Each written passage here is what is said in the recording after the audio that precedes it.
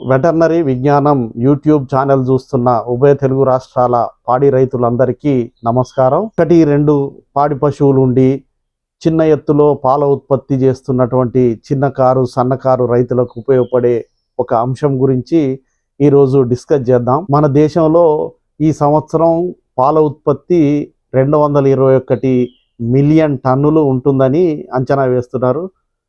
ఆ పాల ఉత్పత్తి అనేది వందలు వేల సంఖ్యలో పశువులు ఉన్నటువంటి పెద్ద పెద్ద డైరీల ద్వారా అవుతుందని మీరు భావిస్తే పప్పులో కాలేసినట్టే. పాలల్లో 80% పాలు కేవలం 1 నుంచి 3 పాడి పశువులు ఉండే సన్నకారు చిన్నకారు పాడి రైతుల ద్వారానే ఉత్పత్తి అవుతున్నాయంటే మనందరికీ ఆశ్చర్యం కలుగుతుంది.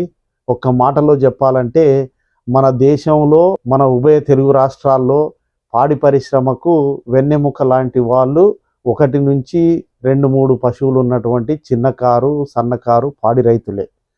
వారికి ఉపయోగపడే అంశం ఈరోజు మనం డిస్కస్ చేద్దాం. 1-2 పాడి పశువులున్న రైతులు ఎక్కువగా వరిగడ్డిని మేపుతుంటారు, కొద్దిసేపు బయట గ్రేజింగ్కి వదులుతారు. వీలుంటేనేమో కొంత బొంతంలో పశుగ్రాసం సాగు చేసి అందిస్తుంటారు. ఇంట్లో ఉన్న తవుడు మొక్కజొన్న ఇట్లాంటివి దానాగా వాడుతుంటారు.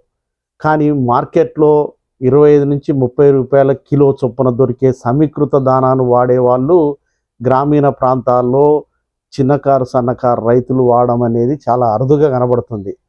15 రోజులకోసారి వచ్చే పాల బిల్లు మీదనే వీరు ప్రధానంగా ఆధారపడతారు. ఒకవేళ పాల బిల్లు లేట్ అయిందనుకోండి, ఇటు కుటుంబం ప్లస్ పాడి పశువులు అర్ధాకలతో ఉండాల్సిన పరిస్థితి ఉంటుంది. అటువంటి పాడి పశువుల పెంపకందారులు కొద్దిపాటి వనరులతో ఏ విధంగా పాల ఉత్పత్తిని పెంచుకోవచ్చు అనే 5 చిట్కాలు ఈరోజు మీకు తెలియజెప్పాలనే ఉద్దేశంతో ఈ వీడియో చేస్తున్నాను. ఆ 5 చిట్కాలు ఏంటో ఇప్పుడు తెలుసుకుందాం. మీరు ఇక్కడ చూస్తున్నారు, అది మీరు గుర్తుపట్టే ఉంటారు. అవి సోయాబీన్ మీల్. పాడి పశువులకు రోజు మీరు వేసే దానాలో ఈ సోయాబీన్ను కలపండి. బ్రహ్మాండమైన ప్రోటీన్ను అందిస్తుంది ఈ సోయాబీన్. 45 నుంచి 50% మాంసకృతులు ఈ సోయాబీన్లో లభిస్తాయి. అమైనో యాసిడ్స్ అన్నీ ఉంటాయి. సులభంగా జీర్ణమవుతుంది. జీర్ణమయ్యే శక్తిని ఎక్కువ పాలల్లో ఇస్తుంది ఈ సోయాబీన్. అందువల్ల సోయాబీన్ వాడితే పాల దిగుబడి బ్రహ్మాండంగా పెరుగుతుంది, పశువులు ఆరోగ్యంగా ఉంటాయి. కాబట్టి ఈ సోయాబీన్ను మాత్రం వాడడం మర్చిపోకండి. రెండవ విషయానికి వస్తే, ఇది బఫరింగ్ ఏజెంట్. మీరు చూసే ఉంటారు, తినే సోడా అనే పేరుతో కూడా పిలుస్తారు. సాధారణంగా పాడి పశువులు పిండి పదార్థాలు ఎక్కువ తిన్నప్పుడు, అంటే ధాన్యాలు ఇటువంటివి ఎక్కువ తిన్నప్పుడు పొట్టలో రుమెన్లో అసిడిటీ డెవలప్ అవుతుంది. దానివల్ల ఆమ్లజనిత అజీర్తి సంభవిస్తుంది. ఆ రుమెన్లో ఉన్నటువంటి pH అనేది అటు క్షారత్వంకో ఆమ్లత్వంకో పోతుంది. దానివల్ల జీర్ణక్రియలో తేడా వస్తుంది, పాల దిగుబడి తగ్గిపోతుంది, వెన్న శాతం తగ్గిపోతుంది. ఎప్పుడైతే రుమెన్ అనేది తటస్థ స్థాయిలో ఉంటుందో, అంటే ఇటు ఆమ్ల స్థాయి కాదు ఇటు క్షారస్థాయి కాకుండా ఉంటుందో, అటువంటప్పుడు మనం అందించే మేపు కానీ దానా కానీ బ్రహ్మాండంగా శరీరానికి వినియోగపడే అవకాశం ఉంటుంది. అందువల్ల మీరు చూసినటువంటి తినే సోడాను రోజుకు ఒక 50 నుంచి స్టార్ట్ చేసి 100 గ్రాముల వరకు ప్రతిరోజు వాడడం వల్ల బఫరింగ్ ఏజెంట్గా పనిచేసిన క్రియ పెరిగి పరోక్షంగా పాల దిగుబడి పెరగడానికి ఎంతగానో ఉపయోగపడుతుంది. ఇక మూడవది చూస్తున్నారు, ఇది చాలామంది గుర్తుపట్టే ఉంటారు. ఉప్పు గురించి చెప్తున్నారని చాలామంది భావిస్తుంటారు. కానీ ఉప్పు అనేది చాలా ఇంపార్టెంట్. రైతులు చాలామంది అశ్రద్ధ చేస్తుంటారు.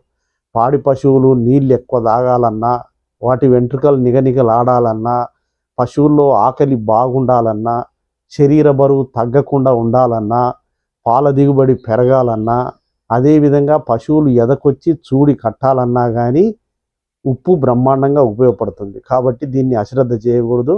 ప్రతిరోజు ఒక 30 నుంచి 50 గ్రాముల ఉప్పు దానాతో పాటు అందియడం తప్పనిసరి అని గుర్తుంచుకోండి. ఇప్పుడు 1, 2, 3 విషయాల గురించి మాట్లాడాం. ఇక 4వది మీ అందరికీ తెలిసిందే, తాగునీళ్ళు. తాగునీళ్ళు చాలామంది అశ్రద్ధ చేస్తుంటారు.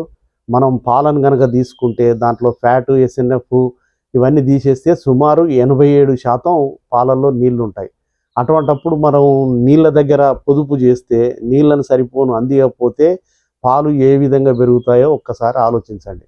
ప్రతి పశువుకు సుమారు 50 నుంచి 60 లీటర్ల తాగునీళ్ళు కావాలి. ఆ తాగునీళ్లను రోజుకు 2-3 సార్లు కాకుండా 24 గంటలు వాటి ముందు ఉండేటట్టు ఏర్పాట్లు చేస్తే పాడి పశువులలో పాల దిగుబడి పెరిగే అవకాశం ఉంటుంది.